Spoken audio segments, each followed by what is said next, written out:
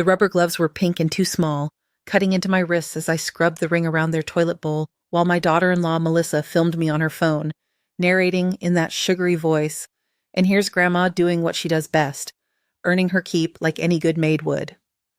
I should probably start from the beginning, though it feels like the middle and end all happened at once that particular Tuesday morning. You see, for 18 months, I'd been living in what used to be my son David's house. Technically still was his house, though Melissa had made it abundantly clear whose domain it really was from the moment she moved in after their wedding. I'd moved in temporarily after my husband Harold passed, just until I could figure out what came next in this strange new chapter of widowhood, but temporary had stretched into something that felt increasingly permanent and increasingly uncomfortable. David worked at the hospital downtown, had a decent position in the cardiac unit, and when he'd first suggested I come stay with them while I sorted through Harold's affairs and decided whether to sell our family home, it seemed like a natural solution. "Mom, you shouldn't be alone right now," is what he'd said with such genuine concern, the way he'd always been my sensitive boy, the one who noticed when I was sad or overwhelmed. "Stay with us as long as you need. Melissa's excited to have you." That last part, I now realize, was wishful thinking on David's part. Melissa had other ideas about my role in their household, ideas that revealed themselves gradually, like a slow poison seeping through the walls. It started with small suggestions that felt reasonable enough. "Oh, Amanda, since you're home anyway, would you mind just throwing in a load of laundry?" Or, "Could you pick up some groceries while you're out? I made a list." These requests felt normal, the kind of thing family does for each other, especially when someone is staying in your home. But reasonable requests became daily expectations, and daily expectations became demands delivered with increasing sharpness when they weren't anticipated and completed without being asked. The tone shifted from grateful to entitled, from "would you mind" to "make sure you," from "if you have time," to schedules written on sticky notes and left on my bedroom door like I was staff receiving work assignments. The house itself was lovely, a 4-bedroom colonial in one of those newer subdivisions where every lawn looks like it's been manicured with nail scissors and every mailbox matches the front door paint. David and Melissa had bought it 2 years before our arrangement began, stretching their budget because Melissa insisted they needed something that looked successful for her social media presence. Yes, that should have been my first warning sign, but grief makes you overlook things that would normally send you running. Melissa documented everything for her Instagram account, which had something like 15,000 followers who seemed to hang on her every word about authentic suburban living and multi-generational family dynamics. What her followers saw were carefully curated glimpses of a beautiful home, a handsome husband, and what she termed my live-in mother-in-law, who helps keep everything running smoothly. What they didn't see was the gradual transformation of a grieving widow into unpaid household help. The shift happened so incrementally that I almost didn't notice it myself at first. One day I was a beloved mother-in-law staying temporarily while processing grief and major life decisions. The next, I was expected to have dinner on the table by 6, laundry folded and put away, bathrooms cleaned, and floors mopped according to Melissa's very specific standards. She had strong opinions about how towels should be folded, in thirds, not halves, and which cleaning products could be used on which surfaces, and God help me if I mixed up the bathroom cleaner with the kitchen cleaner. "Amanda," she'd call out in that tone that sounds pleasant to outside ears, but carries an unmistakable edge when you're on the receiving end. "The guest bathroom needs attention. I noticed some water spots on the mirror." Never mind that the guest bathroom was the one I used, making me essentially responsible for cleaning up after myself while living in what was supposedly my family's home. Never mind that she and David used the master suite exclusively and left their own bathroom in states that would make a college fraternity house look pristine. The breaking point should have come earlier, probably should have come the first time she handed me a toilet brush, but grief does strange things to your sense of normal. When you've lost your life partner of 32 years, when you're sleeping in a bedroom that isn't yours and eating meals at a table that doesn't hold decades of your family memories, you become remarkably adaptable to indignities you would have never tolerated before. You tell yourself it's temporary. You tell yourself family helps family. You tell yourself that keeping peace is more important than keeping pride. But last Tuesday morning, something shifted. I'd been up since 5:30, as had become my habit, preparing breakfast for David before his shift at the hospital. He worked 12-hour days and left the house by 7, always rushing, always slightly stressed about traffic or caseloads or department politics. I took pride in sending him off with a proper meal, scrambled eggs the way he'd liked them since he was 8 years old, wheat toast with just a thin spread of butter, coffee in the travel mug he'd gotten during residency and refused to replace despite its chipped rim. Melissa rarely appeared before 9 or 10, claiming her content creation schedule required late nights and flexible mornings. What this meant in practice was that she stayed up until midnight or later, staging photos of artfully arranged smoothie bowls and typing captions about intentional living and finding joy in simple moments, then slept until mid-morning while I handled the practical business of maintaining the household she presented to the world as effortlessly beautiful. That particular morning, she emerged from the master bedroom wearing a silk pajama set that probably cost more than most people's weekly grocery budget, carrying her phone and already scrolling through comments on whatever she'd posted the night before. Her blonde hair was perfectly tousled in that way that takes considerable effort to achieve, and her makeup, yes, she slept in makeup or reapplied it before leaving the bedroom, was camera-ready despite the early hour. "Good morning, sweetie," she said, though she was addressing her phone screen rather than me. Then, noticing I was wiping down the kitchen counter, she added, "Oh, good. You're already working. I need you to deep clean the downstairs bathroom today. I'm having some friends over this afternoon for a collaboration shoot." Collaboration shoot. That's what she called it when other Instagram influencers came over to take pictures of each other, pretending to have spontaneous conversations while drinking expensive coffee from matching mugs. "Of course," I said, because that's what I'd been saying for 18 months. "Of course, Melissa. Whatever you need." She was already setting up her ring light at the kitchen island, preparing to film herself making what she called my famous overnight oats recipe, which was literally oats, milk, and fruit that required no cooking and certainly no fame-worthy expertise. But she needed the kitchen to look spotless for her video, needed the background to be perfect, needed everything in its designated place according to her vision of domestic perfection. "And Amanda," she added, adjusting the ring light and checking her reflection in her phone camera, "wear the yellow rubber gloves today. They photograph better against the white tile." That should have been my second clue that something different was happening, that this wasn't just about cleaning, but about performance. But I nodded and went to find the yellow rubber gloves, the ones that were too small and cut into my wrists, but apparently complemented her aesthetic better than the blue ones that actually fit my hands. The downstairs bathroom was already clean by most people's standards. I'd given it a thorough scrubbing just 3 days earlier, but Melissa's standards were calibrated for close-up camera work, for the kind of scrutiny that reveals every water spot and soap residue. So I gathered the cleaning supplies, the specific ones she insisted I use, the expensive organic products that came in bottles designed to look good in the background of lifestyle videos, and I began what I thought was going to be another routine cleaning session. But then she appeared in the doorway with her phone held up, already recording.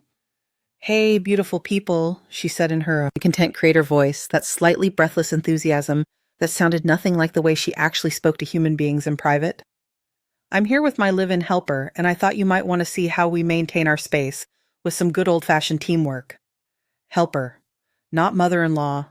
Not Amanda. Helper. "Now, some of you have asked about our household routines," she continued, keeping the camera trained on me as I knelt beside the toilet with the 2 small gloves and the organic toilet bowl cleaner that cost $8 a bottle. "And I always say, if you want something done right, you need people who understand that maids work for their food around here. Everyone earns their keep." I stopped scrubbing. The toilet brush felt heavy in my hand, heavier than it had moments before, as if those words had added actual physical weight to it. Maids work for their food around here. Everyone earns their keep. Said about me, about David's mother, about a woman who had raised the child she'd married and was living in what she'd been told was her family's home. "Amanda's been such a blessing," Melissa continued, and I could hear the smile in her voice, even though I couldn't see her face from my position on the bathroom floor. "She really understands her role here, and honestly, having that kind of reliable help has been life-changing for our marriage. David and I can focus on our careers and our relationship while knowing the house is in capable hands." Reliable help, her role here. Life-changing for their marriage. Each phrase hit differently, like individual drops of water that alone might roll off, but together formed something that soaked through and left a stain.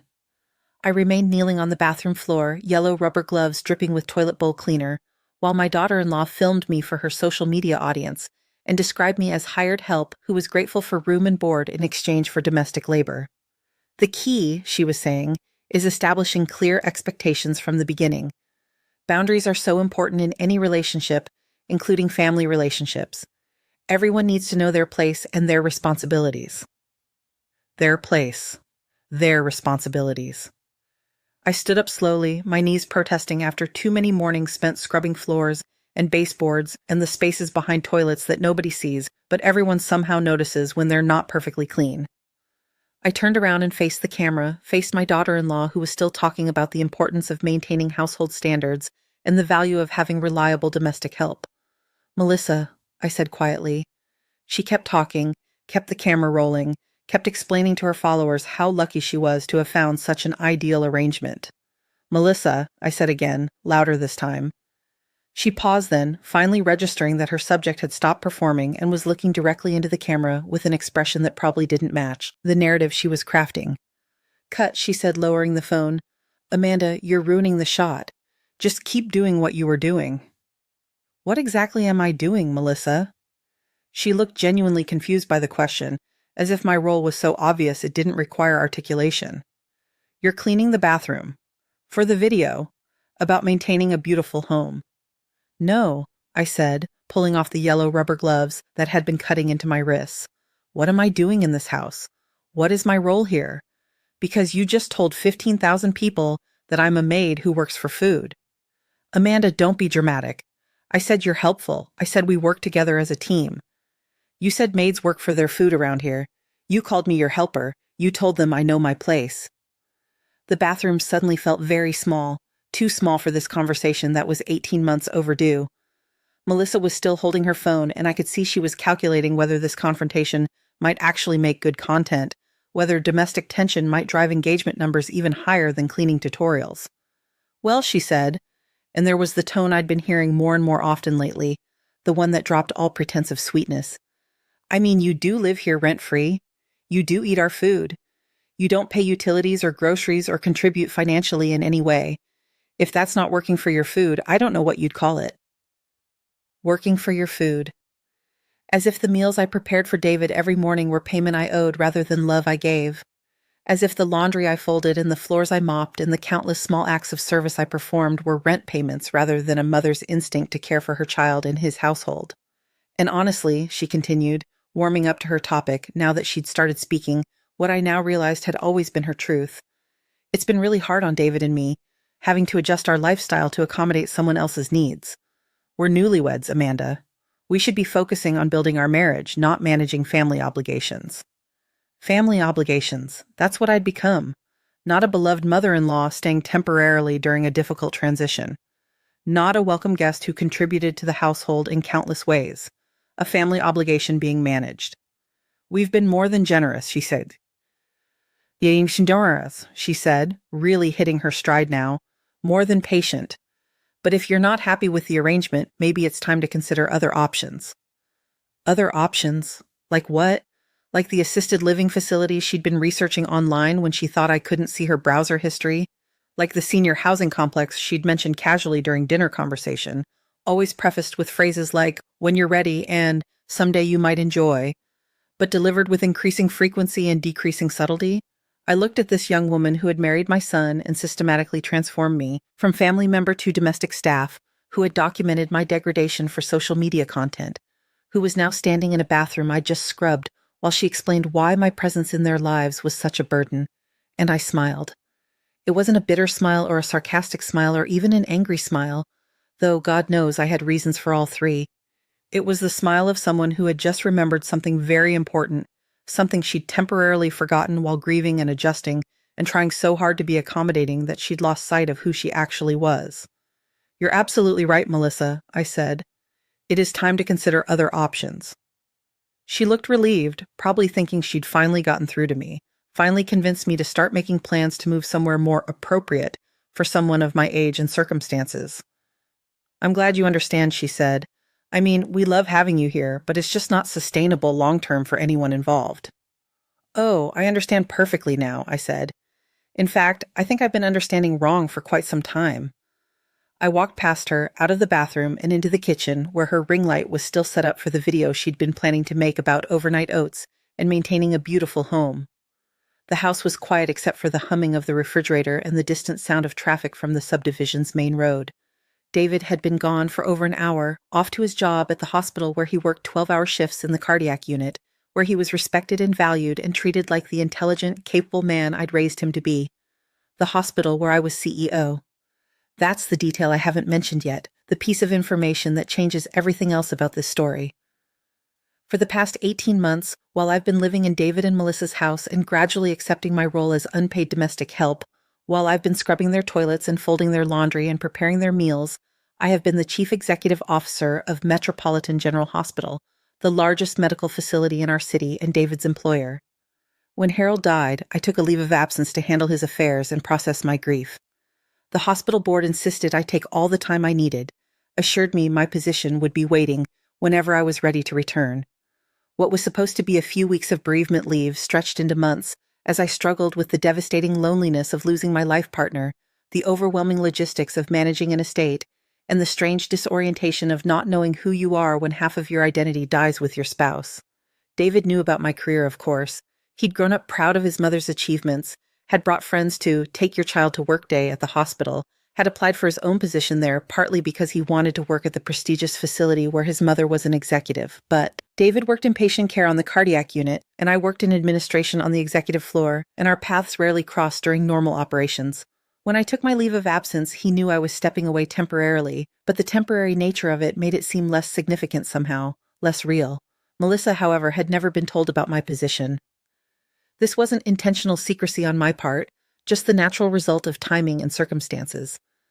When David first introduced us, I was already on leave, already deep in the fog of grief and logistics that makes it difficult to talk about anything beyond the immediate necessities of getting through each day. She knew I'd worked at the hospital, knew I'd had some kind of administrative job, but the specifics never came up in our early conversations, which were focused on wedding planning and getting to know each other and navigating the delicate dynamics of a son's new marriage. By the time we knew each other well enough for career details to be relevant, I was already living in their house and she was already treating me like a helpful elderly relative whose main value lay in domestic contributions. When someone sees you scrubbing floors and preparing meals and doing laundry, it becomes difficult for them to simultaneously envision you leading board meetings and making decisions that affect thousands of employees and millions of dollars in budget allocations. I let this misperception continue partly because I was still processing my own relationship with work and professional identity during grief, and partly because correcting it would have required energy I didn't have for managing the complicated social dynamics that would result. It was easier to let her think of me as a recently retired woman with no current professional obligations than to explain that I was actually on sabbatical from running the largest employer in our metropolitan area. But standing in that kitchen, looking at her ring light and thinking about her video describing me as a maid who works for food, I realized that my temporary escape from professional identity had become a prison of domestic servitude, and it was time to remember who I actually was. "Melissa," I said, "I need to make some phone calls." "Can it wait?" she asked. "I really want to finish filming this morning routine video while the light is good." "No," I said, so it can't wait." I went to my bedroom, the guest room that had become my space, furnished with pieces from storage and decorated with framed photos of my old life, and I opened the laptop I hadn't used in weeks.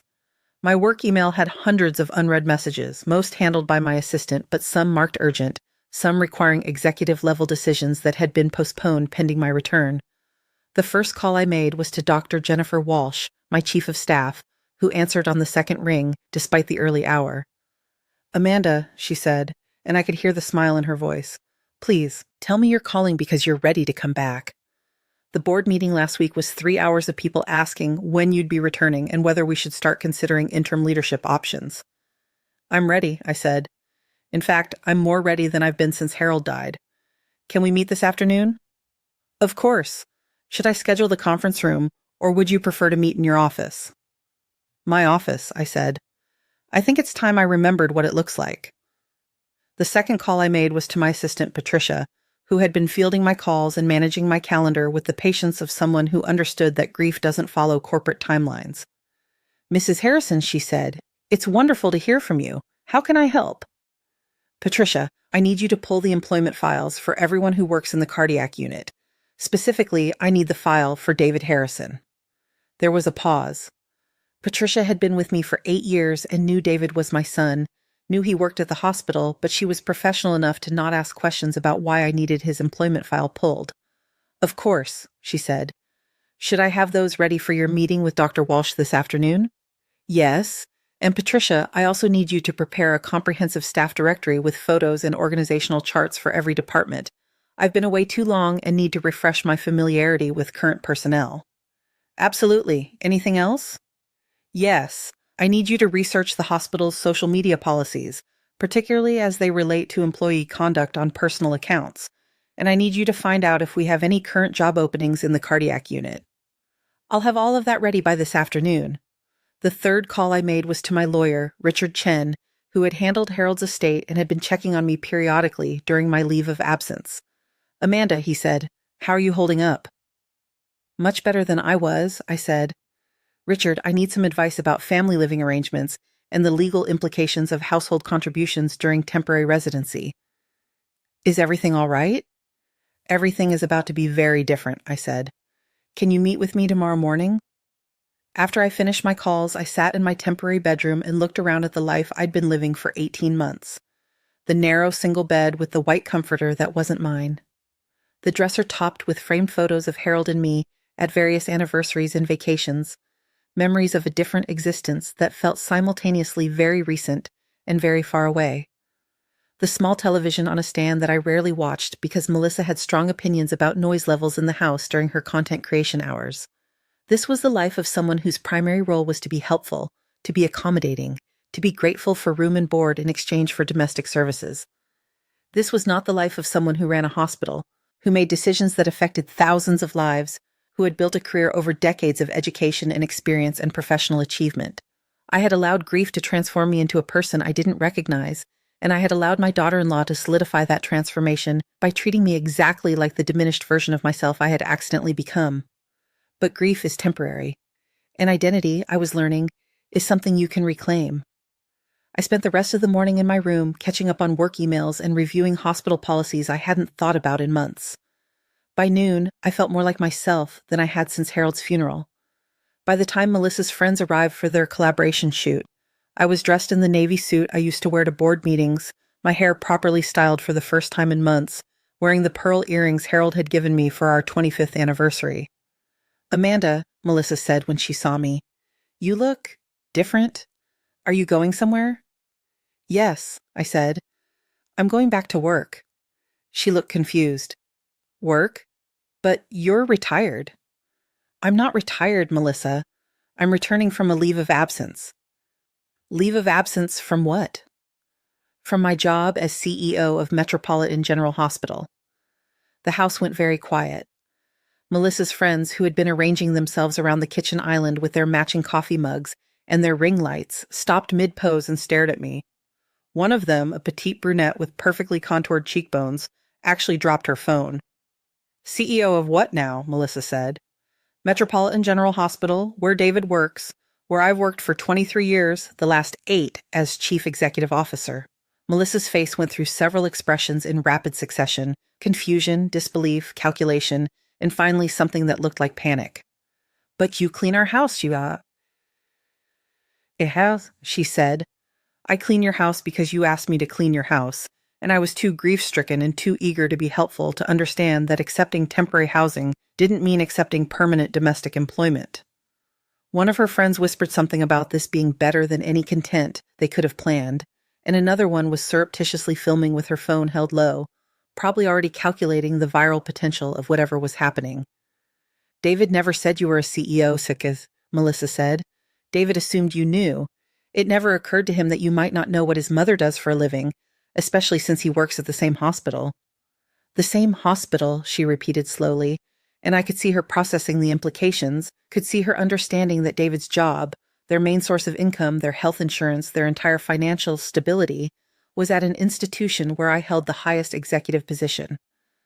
Melissa, I said gently, we need to have a conversation about living arrangements and mutual expectations, but not in front of your friends. This is a family matter. Her friends were already packing up their ring lights and coffee mugs, mumbling excuses about rescheduling and needing to check on other commitments. The brunette who had dropped her phone was still filming, probably planning to post about the most dramatic influencer house visit ever. After they left, Melissa and I sat in the living room I'd been dusting and vacuuming and arranging for 18 months, the living room where I'd never been invited to simply sit and relax like a member of the family. I don't understand, she said. If you're a CEO, why are you living here? Why are you cleaning and cooking and doing laundry like hired help? I suggested. She had the grace to look embarrassed. I didn't mean it that way. Yes, you did. And that's all right because it helped me understand something important about how I've been living and how I want to live going forward. I explained about Harold's death and the leave of absence that had stretched longer than expected. I explained about grief and disorientation and how easy it becomes to lose yourself when your entire world shifts overnight. I explained that living with them was supposed to be temporary, a few months at most, while I decided whether to sell our family home and where to live next. But it's been 18 months, she said. Yes, 18 months during which you've treated me like domestic staff rather than family, and I've been too lost in grief and too afraid of causing conflict to establish appropriate boundaries. I thought you needed structure, she said. I thought staying busy would be good for you. Staying busy is good for me. Being treated like hired help is not good for me.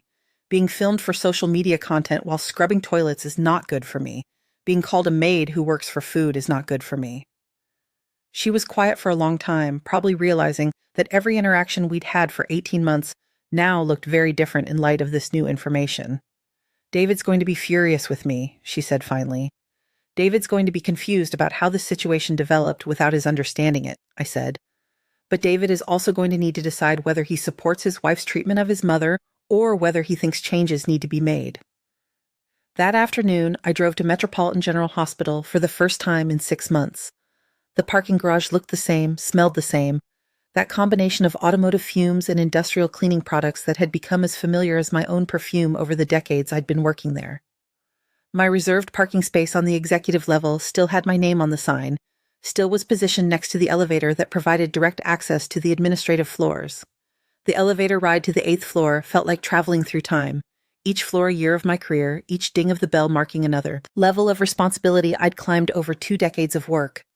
By the time the doors opened onto the executive corridor, I felt more like myself than I had since Harold's death. "Mrs. Harrison," Patricia said, rising from her desk outside my office, "welcome back." My office looked exactly as I'd left it 6 months earlier. The mahogany desk Harold had given me when I was promoted to CEO, positioned to face the floor-to-ceiling windows that overlooked the city skyline. The leather chairs where I held confidential meetings with department heads and board members. The credenza displaying awards and photos from hospital events and ribbon-cutting ceremonies. The bookshelf filled with healthcare administration texts and industry journals and the small collection of personal photos that made the space feel like mine. It was the office of someone important, someone with authority and responsibility and professional respect. It was the office of someone who made decisions that mattered, who was treated as an equal by other executives and professionals, who was valued for her expertise and experience rather than her willingness to perform domestic labor. "It's good to be back," I told Patricia, and I meant it. Dr. Walsh arrived within minutes, along with the files Patricia had prepared and a stack of documents that required my review and signature. We spent 3 hours going over hospital business, policy changes that had been implemented during my absence, personnel matters that had been postponed pending my return, and strategic planning for the upcoming fiscal year. "There is one personnel matter we should discuss," Dr. Walsh said, as our meeting was winding down. "We've had some concerns raised about social media conduct by one of our employees." "What kind of concerns?" "Apparently someone in the cardiac unit has been posting content that reflects poorly on professional standards. Nothing egregious, but the kind of thing that could become problematic if it escalates." "What kind of content?" "Family drama, mostly. Videos that portray professional relationships in unprofessional ways. The compliance committee flagged it for review." I felt something cold settle in my chest. "Which employee?" "David Harrison in cardiac care." "I see. What action has been recommended?" "A formal review of his social media activity and counseling about professional standards. If there are continued violations, it could affect his employment status. David hadn't posted the content, but he was married to someone who had, and apparently hospital social media policies extended to family members when their actions reflected on employee professionalism." "I'd like to handle that review personally," I said. Dr. Walsh looked surprised. "That's unusual for a CEO to handle directly." "There are unique circumstances that make it appropriate for me to be involved." "Of course. Should I have Mr. Harrison report to your office tomorrow?" "Yes, first thing in the morning, that's evening." I returned to David and Melissa's house with a clearer sense of purpose than I'd had in months. David was already home from his shift, sitting at the kitchen table still wearing his scrubs, looking tired in the way that 12-hour hospital shifts make you tired. Not just physically exhausted, but emotionally drained from dealing with human suffering all day. "Mom," he said when I walked in, "Melissa told me about today. I don't understand what happened." "What did she tell you?" "She said you told her friends you're the CEO of the hospital where I work, and that you've been upset about helping around the house." Helping around the house. Even David had absorbed Melissa's framing of my domestic labor as voluntary assistance rather than expected service. "David," I said, sitting down across from him at the table where I'd served him breakfast every morning for 18 months, "how would you describe my role in this household?" "You're my mother. You're staying with us while you figure out your next steps after Dad died." "And what do you think my next steps should be?" He looked uncomfortable, glancing toward the living room where Melissa was presumably scrolling through her phone and probably searching for information about Metropolitan General Hospital's CEO to verify what I'd told her. "I think you should do whatever makes you happy, Mom. If you want to go back to work, that's great. If you want to travel or volunteer or sell the house and buy a condo, that's great too. I just want you to be okay. What if what makes me happy is living independently again? What if I decide to move out? Then we'll help you find a place you love and we'll visit all the time. What if what makes me happy is having a relationship with my daughter-in-law that doesn't involve me performing domestic labor in exchange for housing?" He was quiet for a moment, processing this. "Is that what's been happening, Sag?" he asked finally. "David, when was the last time you saw me sit down and relax in this house? When was the last time you saw me watch television or read a book or have a conversation that wasn't about household management? I thought you liked staying busy. I thought it helped with your grief. When was the last time Melissa and I had a conversation about anything other than cleaning schedules or meal planning or household logistics? I don't know. When was the last time I ate dinner with you and Melissa rather than serving dinner and then cleaning up while you two ate? Mom, I didn't realize. I know you didn't realize, but now I'm asking you to realize. I'm asking you to look at how I've been living here and decide whether that's how you want your mother to be treated." Melissa appeared in the doorway then, holding her phone and looking like someone who had spent the last several hours researching someone she thought she knew, but discovering she'd been completely wrong. "Amanda," she said, "I owe you an apology. You owe me more than an apology, Melissa. I know. I've been looking at the hospital website and reading about you, and I feel terrible about how I've been acting." "How have you been acting?" She looked at David, then back at me. "Like you were my employee instead of David's mother." "Like I was your domestic staff," I corrected. "Yes, like you worked for me instead of being part of the family." "And why do you think that happened?" "Because I didn't know who you really were. Because I made assumptions." "No," I said. "Because you chose to see me as someone whose value was based on what I could do for you rather than who I actually am. Because you decided that an older woman living in your house must be someone who needed to earn her place through domestic labor." "I'm sorry," she said. "Melissa, tomorrow morning David is meeting with his boss to discuss concerns about social media conduct that reflects poorly on hospital professional standards." The color drained from her face. "What kind of concerns?" "The kind of concerns that arise when someone posts videos of family members and describes them as domestic help. The kind of concerns that arise when someone's online content creates questions about their judgment and professionalism. But those were my videos, not David's. David is married to you. Your online presence reflects on his professional reputation. Can they fire him for something I posted? They can terminate his employment if his family's conduct reflects poorly on the hospital's reputation and professional standards." David was staring at both of us like we were speaking a foreign language, like the conversation had shifted into territory he couldn't navigate. His scrubs were wrinkled from his 12-hour shift, and there were still traces of hand sanitizer on his forearms, the occupational hazard of working in cardiac care where everything must be sterile and precise. He looked between his wife and his mother, probably trying to understand how his simple desire to help his grieving mother had somehow evolved into a situation that could threaten his career. "Mom," he said slowly, "are you saying you could fire me?" "I'm saying that as CEO of Metropolitan General Hospital, I am responsible for ensuring that all employees maintain professional standards both at work and in their personal conduct when it reflects on the hospital's reputation. But you're my mother. I'm also your ultimate supervisor. And right now, David, those two roles are in conflict because your wife has been publicly describing your mother, the CEO of your workplace, as domestic help who works for food. Melissa sank into one of the kitchen chairs, still clutching her phone like it might provide some escape from this conversation. I can delete the videos, she said quietly. It's too late for that, I said. Screenshots live forever on the internet, but more importantly, deleting evidence doesn't address the underlying problem. Which is what? David asked.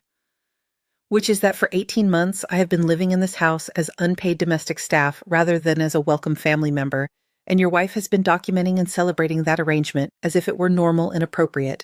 I sat down at the table with them in the kitchen where I'd prepared countless meals and cleaned countless messes and maintained the perfect backdrop for Melissa's social media content.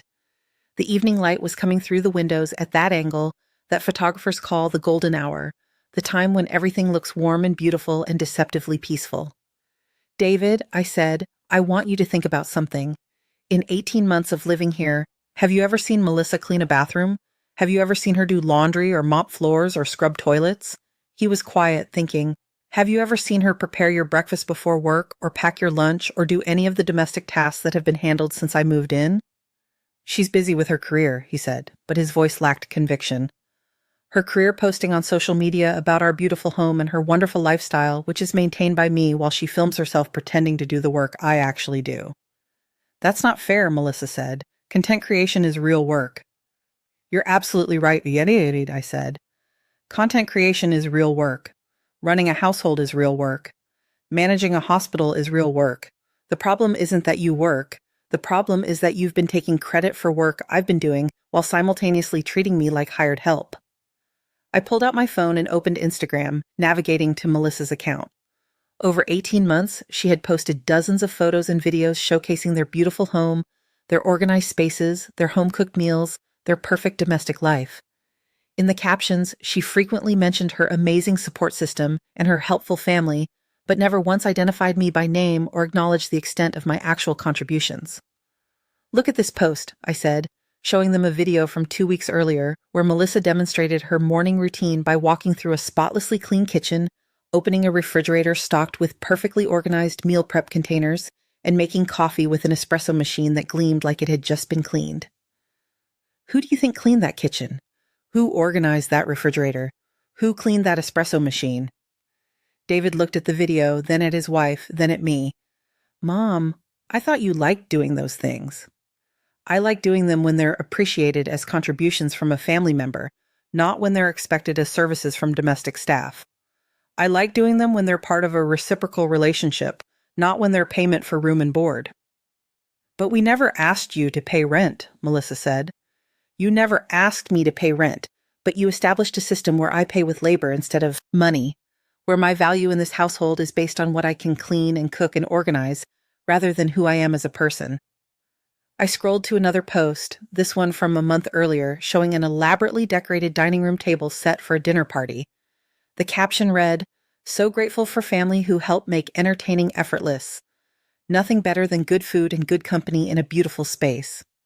Who set this table, Melissa? Who cleaned this dining room? Who prepared this food and served it and cleaned up afterward while you posed for photos with your guests? She didn't answer. And who was invited to sit at this table and enjoy the good food and good company? Still no answer. I was in the kitchen, serving and cleaning, while you entertained your friends in the dining room I'd spent hours preparing. David was looking at his phone now, scrolling through his wife's Instagram account with what appeared to be growing awareness of patterns he'd never noticed before. Post after post showed their perfect home, their organized spaces, their elaborate meals and entertaining setups, all presented as evidence of Melissa's domestic skills and lifestyle management, all actually maintained by me while being excluded from the social benefits. "Melissa," David said finally, "Mom wasn't at the dinner party last month. Why wasn't she at the dinner party?" "Because she said she preferred to help in the kitchen." "Did I say I preferred to help in the kitchen, Melissa? Or did you assign me to help in the kitchen?" "I don't remember exactly." "I remember exactly. You told me that having too many people at the table would make it crowded for photos, and that you'd appreciate my help making sure everything ran smoothly in the kitchen. David's face was changing as he processed this, as he began to understand that what he'd perceived as his mother being helpful was actually his mother being relegated to service roles while his wife took credit for the results. "How many times, Taishka," I asked him, "have you thanked Melissa for keeping the house so beautiful and organized?" "I don't know. Lots of times." "And how many times have you thanked me?" I thank you when you do things for me specifically. When you make my breakfast or do my laundry." "You thank me for services rendered. You thank her for being an amazing wife who creates a beautiful home." The kitchen was getting darker as the sun set, but none of us moved to turn on the lights. Sometimes difficult conversations need to happen in gathering darkness, where you can't see expressions clearly enough to be distracted from the words being spoken. "What do you want from us, Mom?" David asked. "I want to be treated like a family member instead of domestic staff. I want my contributions acknowledged rather than credited to someone else. I want to have conversations that aren't about household management. I want to eat meals with you instead of serving meals to you. I want to live somewhere that feels like home instead of feeling like a workplace where I'm always on duty." "But if you move out," Melissa said, "who will? I mean, how will you maintain the lifestyle you've been presenting on social media? How will you keep up the beautiful home content without someone to actually do the work of maintaining a beautiful home?" She nodded miserably. "Melissa, that's your problem to solve. You can learn to do the domestic work yourself, or you can hire actual domestic help, or you can adjust your content to reflect a more realistic lifestyle. But you cannot continue to use me as unpaid labor while taking credit for the results." "What about David's job, Shaya?" she asked. "That brings us to tomorrow morning's meeting." David looked up from his phone, where he'd been scrolling through more of his wife's posts with what appeared to be growing horror at the patterns he was seeing. "What's going to happen in that meeting?" "That depends on you," I said. "The hospital has concerns about social media conduct that reflects poorly on professional standards. Your wife has posted content describing me as domestic help, which creates the impression that a hospital employee doesn't understand appropriate family relationships or professional boundaries." "But you are doing domestic work," Melissa said. "I am the CEO of the hospital where David works. I am not domestic help. I am not hired staff. I am not someone who works for food. When you describe me that way publicly, you make David look like someone who either allows his mother to be treated inappropriately, or someone who doesn't understand professional hierarchies, or someone whose judgment is questionable." "What would you want me to say in the meeting?" David asked. "I want you to tell the truth about what's been happening in this household. I want you to acknowledge that your wife has been posting content that misrepresents your mother's role and status. I want you to take responsibility for allowing the situation to develop without understanding or addressing it. And then what happens? Then we figure out how to move forward in a way that respects everyone's needs and maintains appropriate boundaries." I stood up then, feeling more tired than I had at any point during this long day of reclaiming my identity and confronting uncomfortable truths. The kitchen looked different to me now, not like a space I was responsible for maintaining, but like a room in someone else's house where I'd been performing labor. "I'm going to my room now," I said. "Tomorrow morning, David, you and I will meet in my office at 8 o'clock to discuss this situation professionally. Tomorrow evening, we can discuss living arrangements as a family." "Mom," David said as I reached the kitchen doorway, "I'm sorry. I really didn't understand what was happening." "I know you didn't, but now you do, and what matters is what you do with that understanding." In my temporary bedroom, I spent the evening researching real estate, listings, and senior living communities, not because I wanted to move into age-restricted housing, but because I needed to understand my options. After 18 months of having my choices made for me and my role defined by someone else, I needed to reclaim agency over my own life decisions.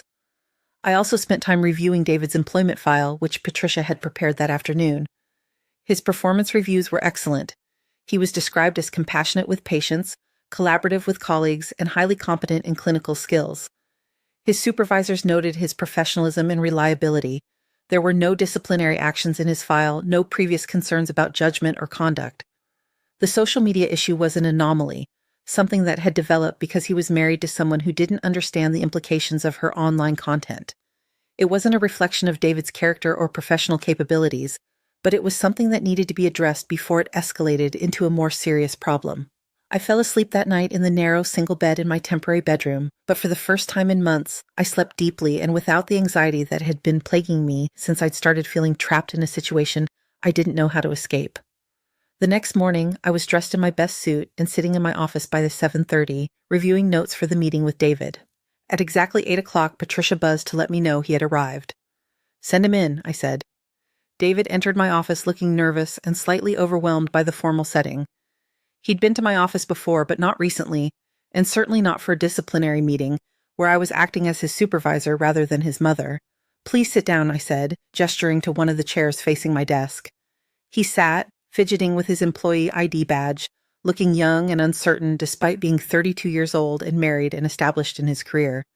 "David," I said, "we're here to discuss concerns that have been raised about social media content posted by your spouse that reflects poorly on professional standards and hospital reputation." "I understand. Do you understand the specific nature of these concerns?"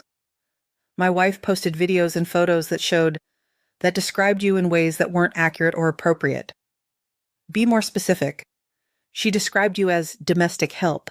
She called you a maid. She said you work for food." "And I am?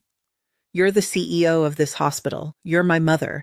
You're someone who deserves respect and shouldn't be described that way by anyone, especially not by my wife." "Good. Do you understand how this content reflects on your professional judgment and reputation?" "It makes it look like I either don't know who you are, or I don't care enough about you to correct how you're being treated, or I think it's appropriate for my mother to be treated like hired help." All of which suggests what about your character and judgment? That they're questionable, that maybe I'm not someone who should be trusted with important responsibilities or patient care if I can't even manage appropriate family relationships. I leaned back in my chair, looking at this man I'd raised from infancy, who was now sitting across from me in professional crisis because his wife had systematically misrepresented and mistreated his mother without his understanding or intervention. "David, what do you think should happen as a result of this situation?" "I think Melissa should delete the content and post a public apology explaining who you really are and acknowledging that she was wrong to describe you the way she did. And I think I should apologize to the hospital administration for allowing the situation to develop without addressing it. And I think Melissa and I need to figure out how to have a relationship with you that's based on respect and appreciation rather than expecting you to work for housing." "Good. Those are all appropriate responses, but David, I need to ask you something, and I need you to answer honestly." "Okay. Did you enjoy having me live with you and Melissa?" He was quiet for a moment, thinking about how to answer truthfully without hurting feelings. "I liked having you close by," he said finally. "I liked knowing you weren't alone while you were grieving, but I don't think any of us were happy with how it actually worked." "Why not?" "Because you were working all the time instead of relaxing and recovering. Because Melissa was stressed about managing the household and your needs. Because I was caught between wanting to help you and wanting to support my marriage." "David, what if I told you that the best way to help me and support your marriage is for me to move out and reestablish my independence?" "I'd say that makes sense, but I'd be worried about you being lonely." "What if I told you that I'm lonelier living in your house and being treated like domestic staff than I would be living alone and being treated like a capable adult?" "Then I'd say we need to help you find a place where you can be happy and independent." "Good. Now, as your supervisor, here's what's going to happen. You're going to receive a formal reprimand in your personnel file regarding social media conduct. You're going to attend professional development training about maintaining appropriate boundaries between personal and professional life. Your wife is going to remove all content that inappropriately describes hospital personnel, and she's going to post a public correction and apology." "Yes, ma'am." "As your mother, here's what's going to happen. I'm going to start looking for my own place to live. You and Melissa are going to learn how to maintain your household without my labor. We're going to develop a family relationship based on mutual respect rather than service expectations." "That sounds right." "And David?" "Yes?" "I'm proud of you for being willing to acknowledge mistakes and work to fix them. That's the character I raised you to have, and it's why you're going to be fine both professionally and personally." After David left, I spent the rest of the morning in meetings about hospital business, reviewing budgets and strategic plans and personnel decisions that affected thousands of employees and millions of dollars in operations. It felt good to be thinking about complex problems that required expertise and experience to solve. Good to be valued for my knowledge and judgment rather than my willingness to clean floors. That afternoon, I drove through several neighborhoods looking at houses for sale, trying to envision myself living alone for the first time in over 30 years. The prospect was frightening but also liberating. I could choose a place based on what I wanted rather than what someone else needed. I could furnish it with my own belongings rather than adapting to someone else's style. I could eat dinner whenever I wanted, watch whatever television programs interested me, have friends over without worrying about noise levels or social media documentation. When I returned to David and Melissa's house that evening, I found them both in the kitchen looking like they'd been having a difficult conversation. The sink was full of dishes, apparently without me there to automatically handle cleaning. They'd discovered how quickly kitchen maintenance becomes overwhelming. "How did it go today?" David asked. "Professionally, it went well. I remembered how much I enjoy my work and how good it feels to be valued for my expertise. I mean, the house hunting. Also good. I found several possibilities that interest me." Melissa looked up from her phone where she appeared to be deleting Instagram posts. "Amanda, I posted an apology this afternoon." "Show me." She handed me her phone. The post was a photo of her sitting in the living room looking serious and contrite, with a long caption explaining that she had made serious errors in judgment about how she described and treated her mother-in-law, acknowledging that I was a successful professional who deserved respect, and apologizing for any content that suggested otherwise. "That's a good start," I said. "I also deleted the videos where I called you, where I said inappropriate things." "How many followers did you lose?" "About 3,000 so far, and a lot of angry comments from people saying, 'I'm terrible for treating you badly.'" "Are you terrible for treating me badly?" "Yes, I am. I really am sorry, Amanda." "Melissa, I believe you're sorry, but being sorry doesn't undo 18 months of inappropriate treatment. Being sorry doesn't automatically restore relationship trust. Being sorry is the beginning of making changes, not the end of addressing problems." David cleared his throat. "Mom, Melissa and I talked today about what it would look like for us to manage the house without your help." "And what did you conclude?" "That we have no idea how you did everything you've been doing, and we need to either learn very quickly or hire professional help. Or adjust your lifestyle to be more realistic for two working adults to maintain." "Yeah, that too." I sat down at the kitchen table for what I realized might be one of the last times, looking at these two people who had somehow convinced themselves that my domestic labor was a gift I enjoyed giving rather than work I'd been expected to perform. "I want you both to understand something," I said. "I don't regret the time I've spent here. Living with you helped me get through the worst period of grief after your father died. Having tasks to do and people to care for gave me purpose when I felt lost." They both looked relieved, probably thinking this was leading to a reconciliation where everything went back to the way it had been. "But," I continued, "that doesn't mean the arrangement was healthy or sustainable or fair to anyone involved. I stayed too long and accepted too much inappropriate treatment because I was afraid of being alone. You asked too much of me and appreciated too little because you didn't understand what you were actually requesting." "What do you want from us going forward?" Melissa asked. "I want us to have a relationship where I'm treated like David's mother instead of your domestic staff, where my visits are social occasions instead of work opportunities, where my contributions are appreciated rather than expected." "And if we can do that, then we can be family, real family, with boundaries and mutual respect and appropriate expectations. And if we can't, then we can be polite acquaintances who see each other occasionally at family events." That evening, I packed my belongings, the clothes and personal items and framed photographs that represented 18 months of temporary living that had stretched too long. It didn't take very long. When you're living as a guest in someone else's space, you don't accumulate much that feels truly yours. David helped me load my car, looking sad but also relieved in the way that people look when they know something difficult is also right. "Where will you stay until you find a house?" he asked.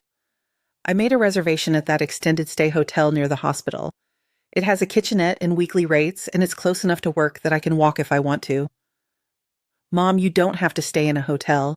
You can stay here until you find something permanent." "David, I need to be somewhere that feels like my own space, where I can make my own choices about how to spend my time. I need to remember what it feels like to live independently." Melissa came outside as I was closing my car trunk. She looked younger somehow, less polished than usual, wearing jeans and a sweater instead of her usual camera-ready outfit. "Amanda," she said, "I know I have a lot to make up for. I know saying sorry isn't enough." "Melissa, the best apology you can give me is treating David's mother with respect going forward. Not because you know who I am professionally, but because I'm someone who deserves basic human dignity, regardless of my job title or living situation. I will. I promise I will." "Good. And Melissa?" "Yes?" "Learn how to take care of your own household. It's not difficult, but it does require consistent effort. If you want to present yourself as someone who creates a beautiful home, you need to actually create a beautiful home rather than taking credit for someone else's work." I drove away from that house feeling lighter than I had in months, feeling like I was driving towards something rather than away from something. The extended stay hotel wasn't luxurious, but it was clean and quiet and entirely mine to control. I could eat dinner at whatever time I wanted. I could watch television without worrying about noise levels. I could leave dishes in the sink overnight if I chose to, or I could clean them immediately if that felt better. For the first time in 18 months, I fell asleep knowing that when I woke up, my time would be my own to structure according to my own priorities and preferences. 3 weeks later, I found a house.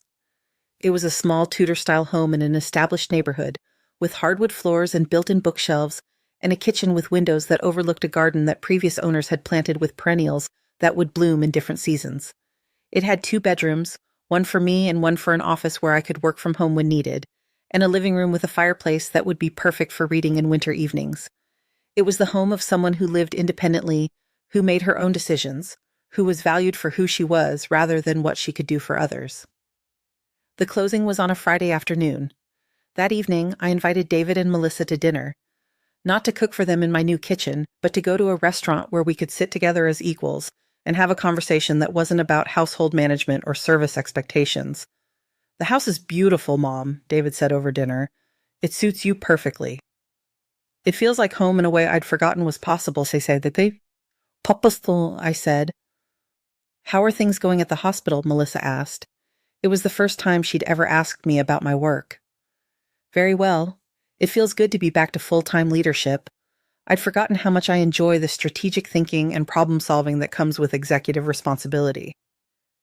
"David says you're implementing some new policies?"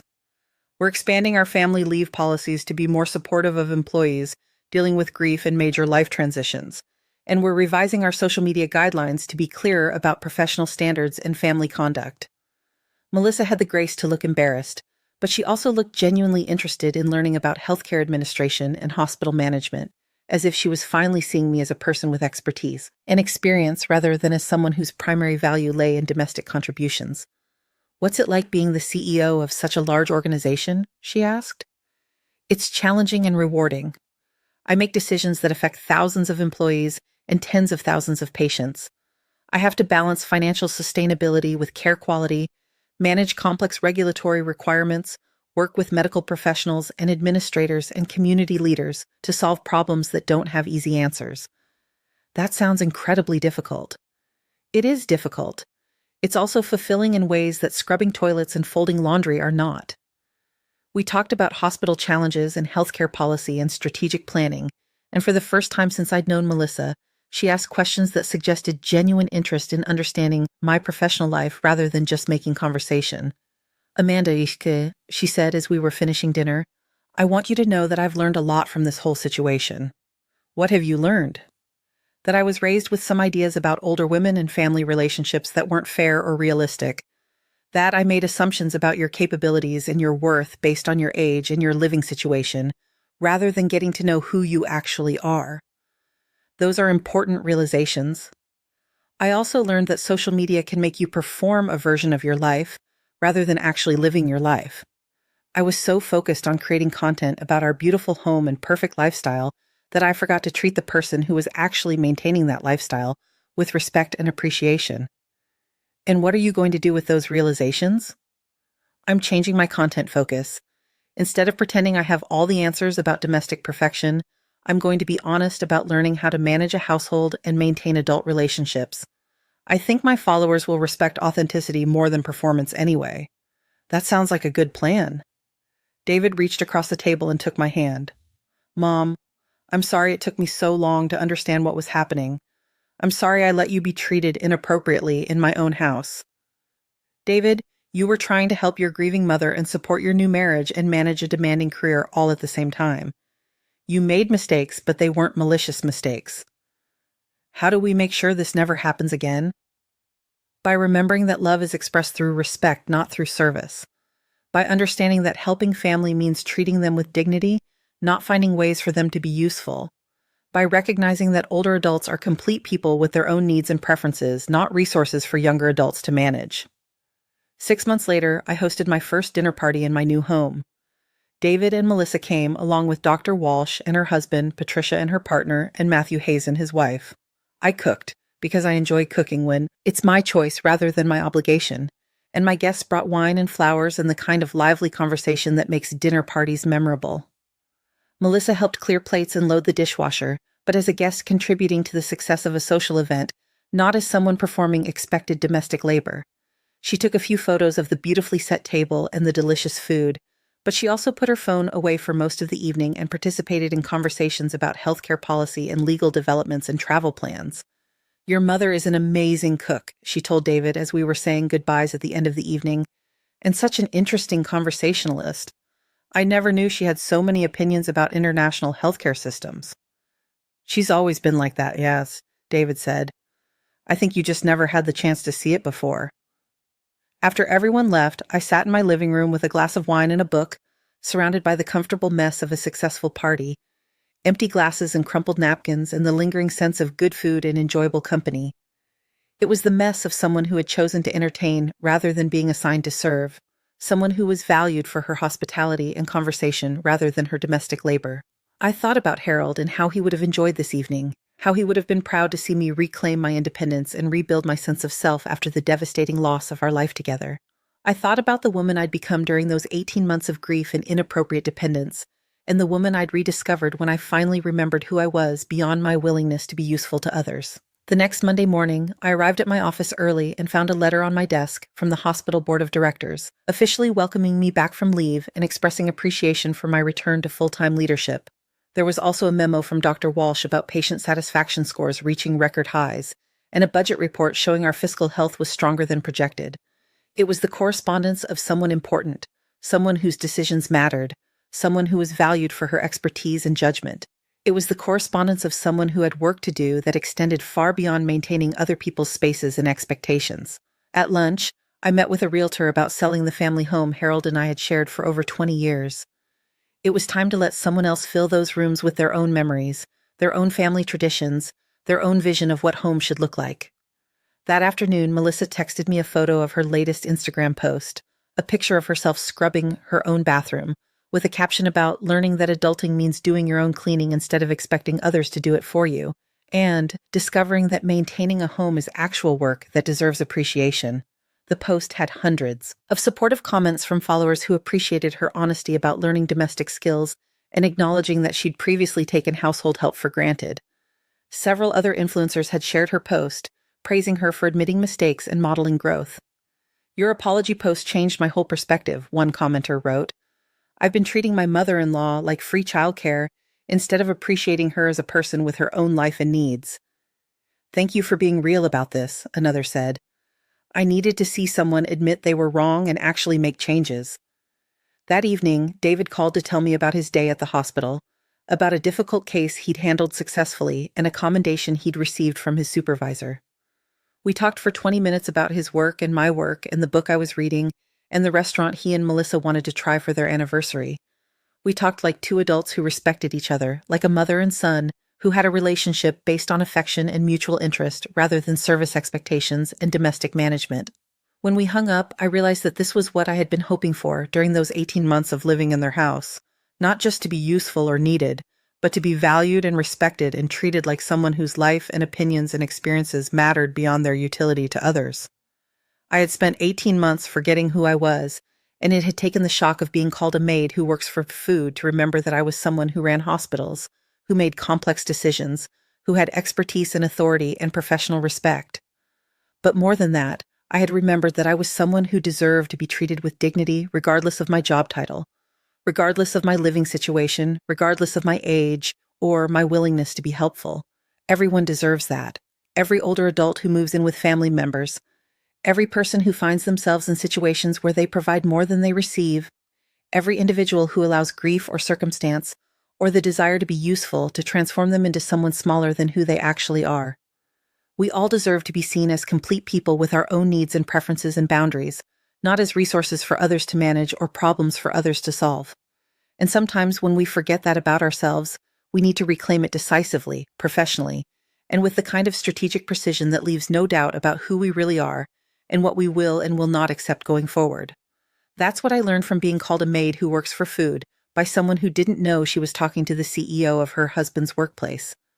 I learned that respect is something you teach people to give you, and dignity is something you must maintain for yourself, and independence is worth whatever it costs to preserve it. I learned that family relationships should be based on love and appreciation, not on utility and service expectations. And I learned that it's never too late to remember who you are and insist that others remember it too.